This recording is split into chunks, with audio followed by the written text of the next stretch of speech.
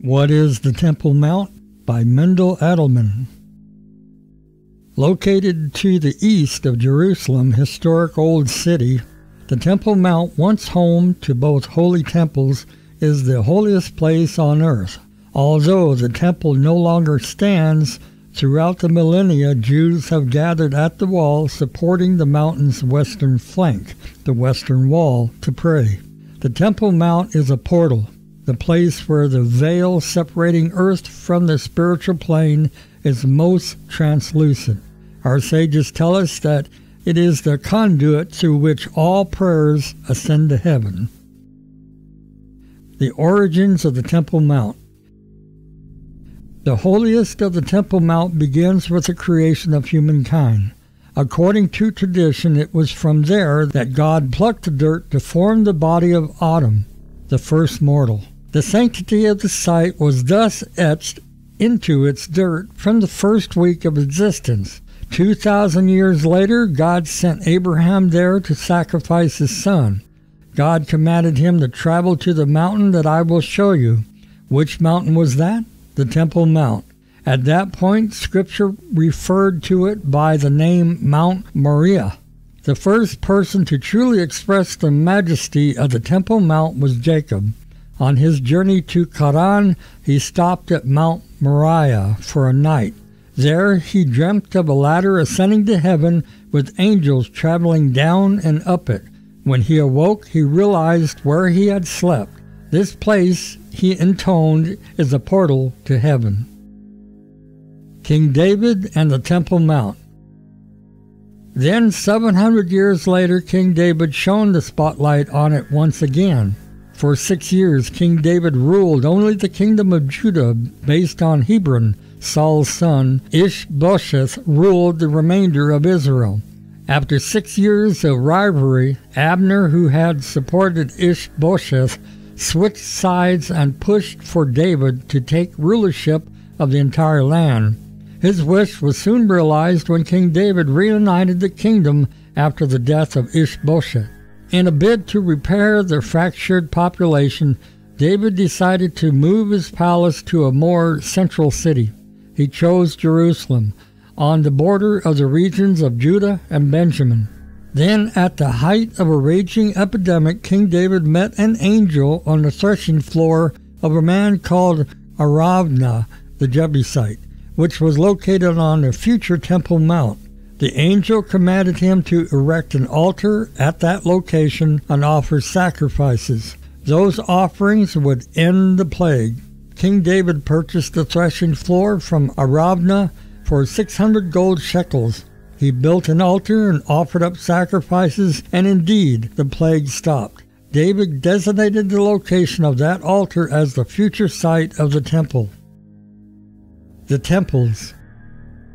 King David's son Solomon built the first temple. For the next 410 years, it adorned the Temple Mount. The mountain became the center of spiritual, political, and social life in Israel. It was there that the pilgrims would gather 3 times each year. It was there that the people would bring offerings for atonement, gratitude, and to celebrate milestones. From there, the highest court would teach Torah to the nations. But after 410 years, the Babylonians came and destroyed it. For 70 years, the Temple Mount lay in ruins. It remained desolate until a group of exiles ascended from Babylonia, headed by Ezra, and rebuilt the temple. The poor group led by Ezra did the best they could to make it a beautiful building with whatever resources they could scrounge. But in comparison to the first temple, it was a pale reflection. Over the centuries, the temple fell further and further into disrepair. That is when Herod took it upon himself to repair the temple and the Temple Mount. In one of the largest construction projects of the century, Herod hauled in tons of dirt, built retaining walls, and reshaped the Temple Mount entirely. He doubled the area of what was originally a natural mountain, turning it into a massive plaza 500 cubic square. The remodeled temple was unparalleled in glory. It crowned Jerusalem for nearly 100 years until the second temple destruction at the hands of the Roman Empire. One area of the retaining wall was holding up the gargantuan square, survived the destruction, and later became known as the Western Wall. Its names. The mountain that would later house the temple was originally called Mount Moriah. As with all names found in the Torah, it bears a special meaning. The name pointed to its future. Moriah comes from the word Hora, instruction, referring to the fact that the Sanhedrin, the Jewish high court, was situated on the Temple Mount. Alternatively, Moriah stems from the Hebrew word myrrh, a reference to the incense brought daily in the Holy Temple. After the binding of Isaac, Abraham renamed it Mount Adonai Yireh, meaning God will be seen, hinting that in the future God would rest his divine presence there. Following in the tradition of his grandfather, Jacob also renamed the location after experiencing his vision. The name he gave, Beth-El, House of God, was likewise a nod to the future temple. Its sanctity. The moment David designated the mountain to be the site of the future temples, it became holy.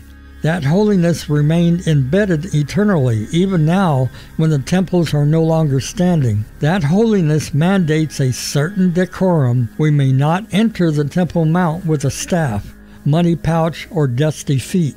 The Temple Mount may not be used as a shortcut. One may not spit there.